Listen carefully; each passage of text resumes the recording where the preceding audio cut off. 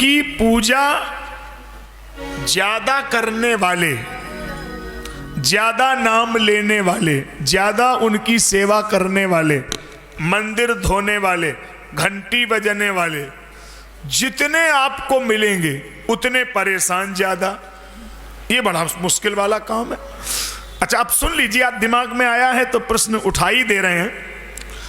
अच्छा, और एक समस्या, जो मंदिर की तरफ झांकेंगे भी नहीं, हलवा पूरी चकाचक, और जो रात दिन घंटी बजाए उतने परेशान ज्यादा। अच्छा, कई लोगों ने तो इसी चक्कर में पूजा ही बंद कर दी। भगवान जी से कहा तुम अपने घरे जाओ, हम अपने घर, राम राम। अरे हम पूजा करें, हम तुम्हें माने, हम तुम्हारी घंटी बजाएं, हम ही परेशान। फलाना बेईमानी करे, वो आराम में है। अच्छा, ऐसा क्यों है? ये आज हमने उठाया इसलिए है कि आपको समझा सकें ये बात। देखो भाई, तुम तो 24 घंटे में 2-4 घंटे भगवान का नाम लेते होगे। 24 घंटे में 24 सेकंड नाम लेना बंद नहीं किया, 24 पल ध्यान करना बंद नहीं किया। और इतिहास में इतना बड़ा संकट किसी पर नहीं आया। आप सुने कथा तो समझ जाएंगे।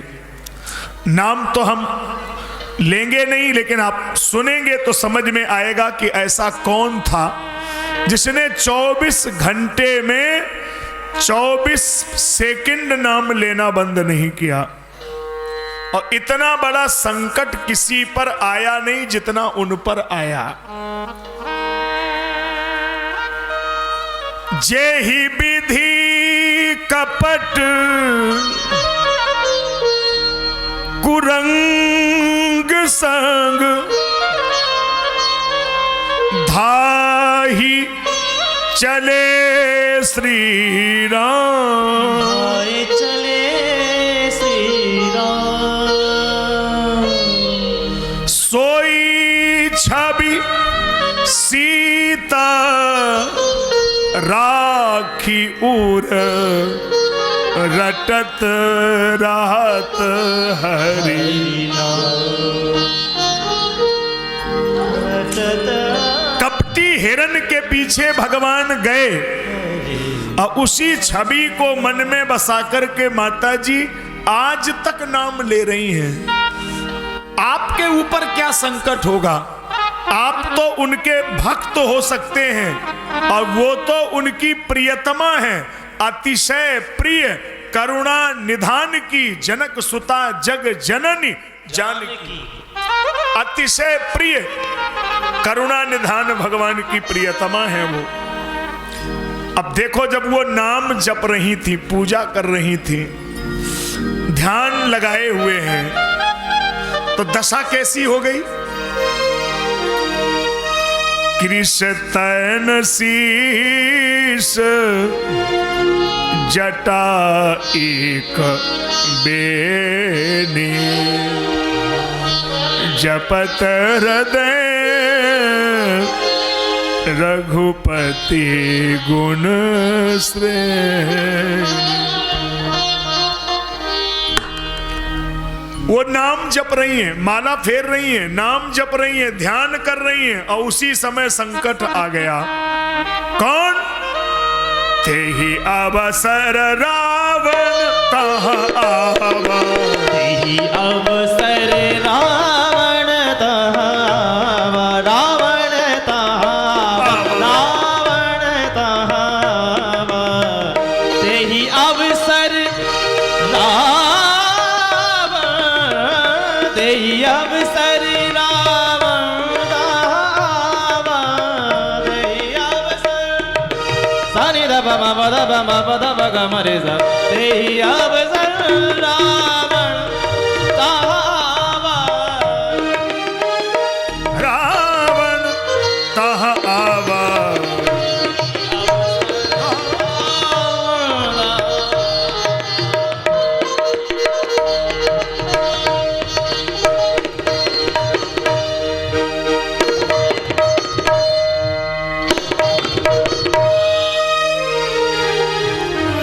रावण आ गया। और आया ही नहीं, संग नारी बहु किए बनावा, बहुविध खल सीतहि समुझाव, साम दाम भय भेद दिखाव।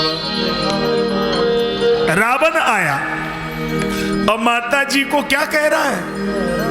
कही रावण सुन सुमुख सयानी, मंदोदरी आदि सवरा, तब अनुचरी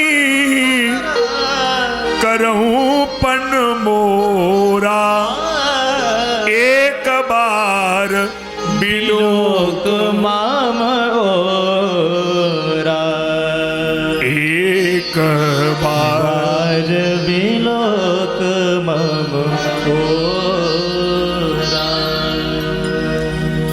कथा के बहुत बहुत विद्वान श्रोता, मैं माफी चाहता हूं, बीच में थोड़ी देर आपका नुकसान हुआ कथा का।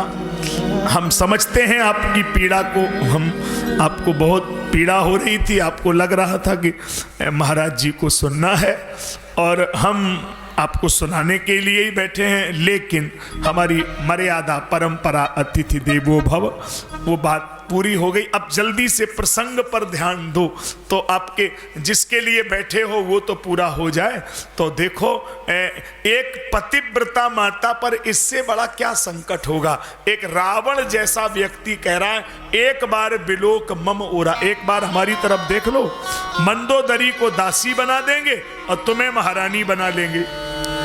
विचार करो, चिंतन करो, इससे बड़ा क्या संकट होगा। जब उसने कहा कि मंदोदरी को दासी बनाएंगे और तुम्हें महारानी बनाएंगे, तो उस समय मंदोदरी साथ में ही गई थी, अकेला नहीं है रावण। मंदोदरी साथ में गई है और रावण के बगल में खड़ी है। रावण कह रहा है मंदोदरी को दासी बनाएंगे और तुम्हें महारानी बनाएंगे, एक बार हमारी तरफ देख लो। तो जानकी जी को बुरा लगा हो या ना लगा हो, मंदोदरी को मन में बहुत बुरा लगा। मंदोदरी ने तो मन में यही कहा कि ये पति है कि विपत्ति है। ऐसे भी पति होते, शर्म नहीं आती इसको, पराई पत्नी के लिए ऐसा भाषण दे रहा, पत्नी बगल में खड़ी है। और मान लो जानकी जी ने इसको देख लिया तो वो तो महारानी बनेगी और हमारे जीवन का क्या होगा। तो मंदोदरी ने कुछ शब्दों का प्रयोग किया। अब विद्वान श्रोता है तो पकड़ लेंगे मैंने क्या बोला, सुनो। मंदोदरी ने मन ही मन कहा, मैंने जो सहा है अपमान आज वाटिका में, शायद वह सहा हो और किसी नारी ने मैथिली को प्राप्त करने हेतु मुझे दांव पर लगाया। इस पति मेरे दुराचारी ने, किंतु जानकी ने एक बार भी निहारा नहीं। जतन तो अनेकों किए, इस काम के पुजारी ने, सीता की ऋणी हूं मैं, मनोज नहीं रावण की, मेरी तो बचाई लाज जनक दुलारी ने। इसने तो कोई रखा ही नहीं था शक संदेह, मेरी तो बचाई लाज जनक दुलारी ने। वो अगर देख लेती तो मेरा क्या होता। उन्होंने देखा ही नहीं,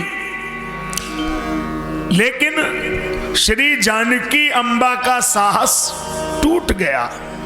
संकट का रावण जब भी सामने होगा तो तुम क्या हम क्या, बड़े बड़े लोगों का साहस टूट जाता है। जानकी अम्बा ने भी कुछ समय के लिए भगवान के नाम पर एक व्यंग कस दिया।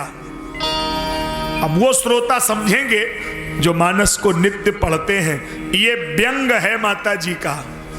क्या कहा? माता जी बोली कि वैसे तो राम का नाम ही सत्य है, लेकिन हमें लगता है कि इस नगरी में तुम्हारे नाम का प्रभाव नहीं है, तो तुम्हारा नाम तो सत्य हुआ नहीं। तो एक व्यंग है माता जी का। किसके लिए? सुनहि विनय मम बिटप अशोका, सत्य नाम कर हरू मम शोका। सुनहि विनय मम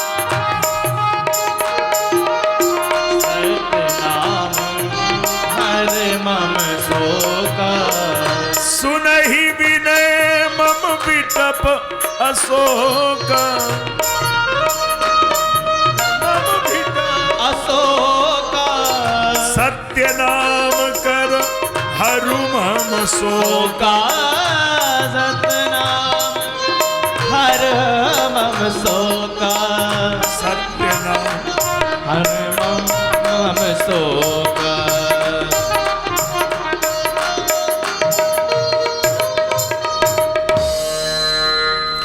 तेरा नाम अशोक है, तू मेरे नाम मेरे शोक को हरण करके अपना नाम सत्य कर दे। तो देखो ये माता जी का व्यंग है। इसका मतलब ये है, संकट का रावण जब भी तुम्हारे सामने आएगा तो तुम कितने बड़े पुजारी बने रहो, भगत बने रहो, एक बार तो मन खराब हो ही जाता है। देखो किसी बड़े से बड़े लोगों के यहाँ, किसी भक्त के यहाँ बेटा मर जाए, बेटी मर जाए, फिर हमारे जैसे ही लोग समझाने चले जाते, हम भी जाते, हम लोग यही कहते हैं अब जैसी भगवान की इच्छा। तो वो को हमारे सामने कहने लगे अब तुम पे बीते तो समझो भगवान भगवान भगवान होते तो ऐसा होता। ये किसका मतलब समझ रहे ना? बड़े बड़े लोगों को ये संकट हिला देता है, क्योंकि संकट का रावण सामने होता है। कथा को ध्यान से शब्दों पर ध्यान दो। आपको पता है शब्दों को पिरोना ही मेरा काम है। संकट का रावण जब भी आएगा तो सामने आएगा। तो भक्त होने का फायदा क्या? एक फायदा है। अब सुनिए फायदा क्या? ये है भक्त होने का फायदा। संकट का रावण जब होगा तो सामने होगा, लेकिन अगर तुम भक्त हो, अगर तुम उनकी पूजा में लगे हो तो याद कर लेना, संकट का रावण जब भी सामने होगा उसी समय भगवान की कृपा भी होगी। कहां होगी? कृपा सिर पर होगी, संकट सामने होगा, और सिर पर होने वाली कृपा दिखाई नहीं देगी। इसलिए माता जी को कृपा दिख नहीं रही है, संकट का रावण दिख रहा है, इसलिए चिता बना के बैठी हैं। और कृपा भी तो सिर पे बैठी है। जोड़ो ना, सोचो सिर पे कौन है? कोई है। कौन? तरु पल्लव महरहा लुकाई, तरु पल्लव महरहा लुकाई, करहि विचार करो का भाई, करहि विचार करो का भाई,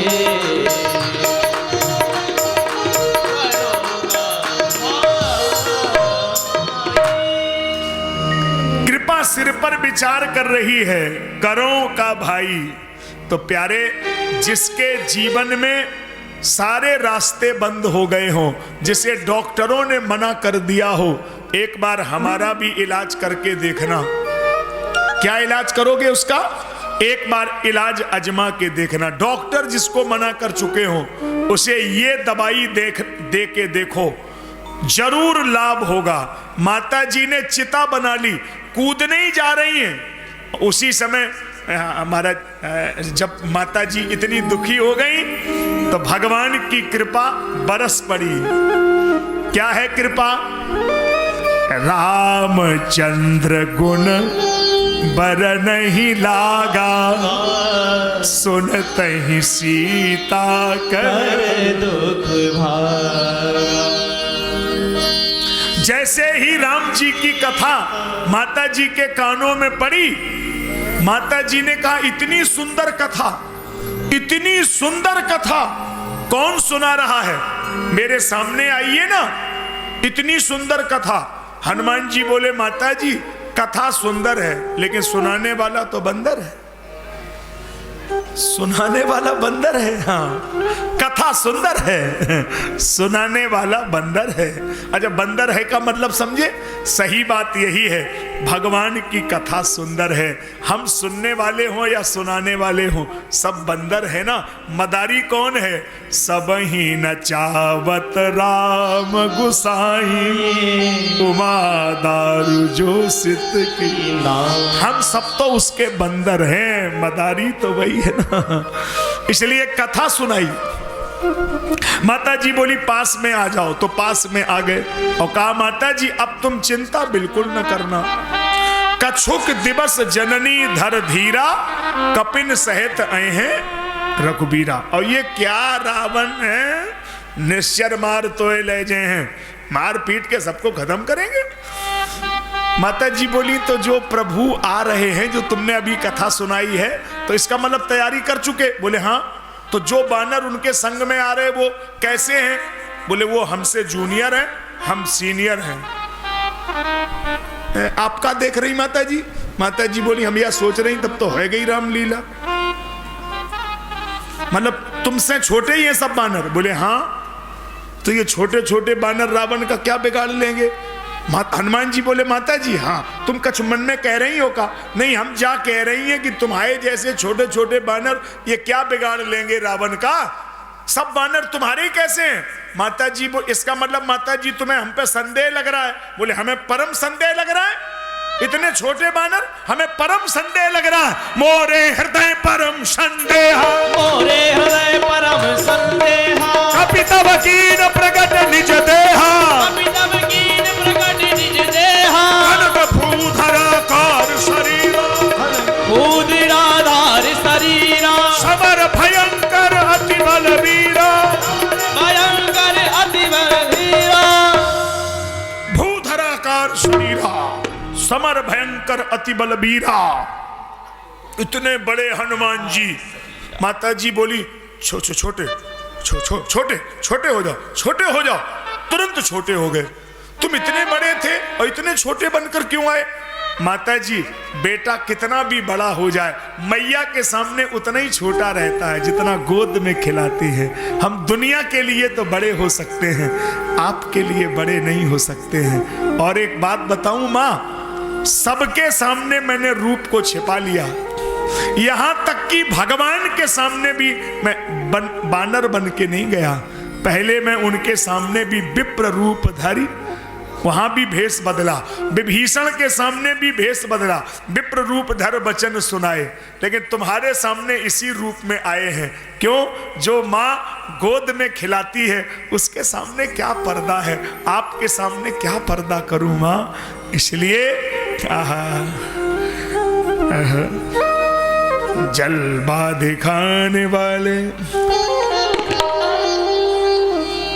जलवा दिखाने वाले, मुझसे नकाब क्यों? गणिका से कुछ न पूछा, हमसे हिसाब क्यों? गणिका से कुछ न पूछा, हमसे हिसाब क्यों? हाँ, गणिका से कुछ न पूछा, हमसे हिसाब क्यों? पर्दा जलवा दिखाने वाले, हमसे नकाब क्यों? जलवा दिखाने वाले, हमसे नकाब क्यों? गणिका से कुछ न पूछा, हमसे हिसाब क्यों? हाँ, गणिका से कुछ न पूछा, हमसे हिसाब क्यों?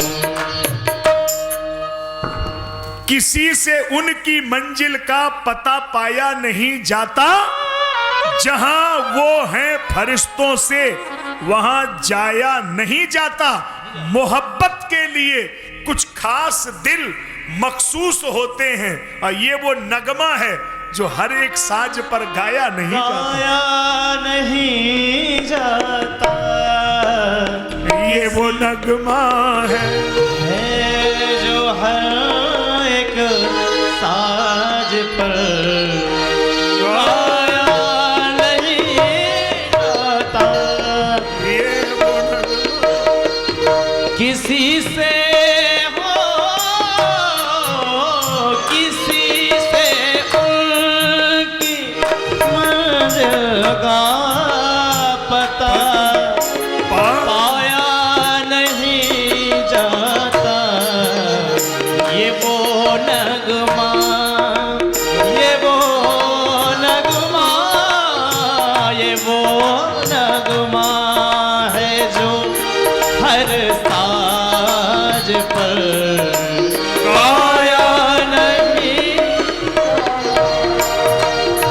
किसी से, हाँ किसी से, किसी से उनकी मंजिल का पाया नहीं जाता, बता पाया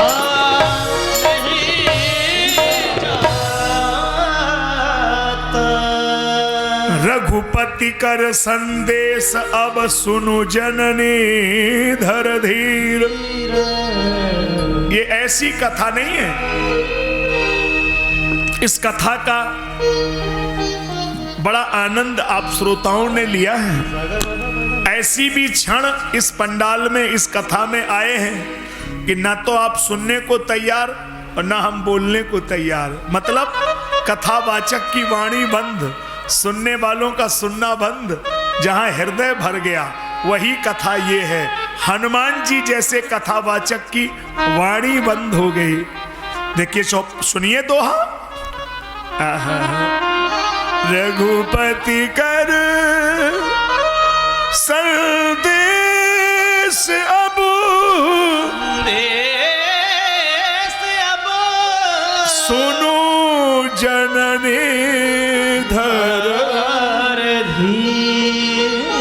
अस कही कपि गद गद भयऊ भरे विलोचन नीर भरे विलोचन।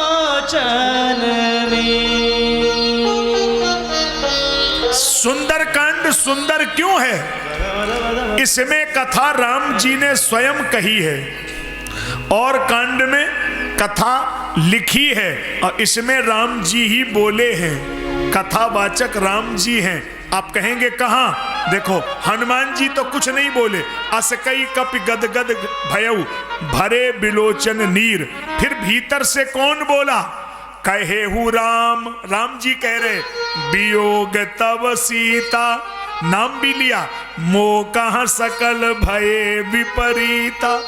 तो आप कहेंगे राम जी तो वहां है नहीं, फिर कैसे बोले? राम जी हैं, कहां हैं? प्रविश नगर की जय सब काज, हृदय राखी कौशलपुर राजा। वो स्वयं बोल रहे हैं। और जब उन्हीं का संदेश सुना तो प्रभु संदेश सुनत वै देहि, मगन प्रेम तन सुधि नहीं। माता जी ऐसी मगन हो गई। हनुमान जी ने सब्जेक्ट बदल दिया। सुनहु मां तुम्हें अतिशय भूखा। माता जी बोली तो बाहर जाओ वहां खा लेना। नहीं नहीं, अतिशय भूखा, भूख ज्यादा लगी है तो आगे पीछे कहीं खा लो। बोले ना, हमारी भूख अलग है। कैसी भूख है? बोले अगर हमें भोजन दिखाई दे तो दिन भर भूख लगती है और भोजन ना दिखाई दे तो नहीं लगती है। ऐसी भी कई लोगों की भूख है। भगवान मालिक है। खा पी के आए हों और फिर भी कोई उनसे कह दे कि साहब एक रोटी तो ले ही लो, और फिर वो बैठ जाए तो भगवान ही मालिक को आटा ही मर जाए। जय हो। हम किसी का नाम नहीं ले रहे साहब। हम क्यों नाम लेंगे? हम क्यों कहेंगे रूप किशोर पांडे की बात है? हमें क्या पड़ी? हम क्यों कहेंगे? हम कोई बुराई थोड़ी बोल लेंगे। हम तो एक बात बता रहे साहब।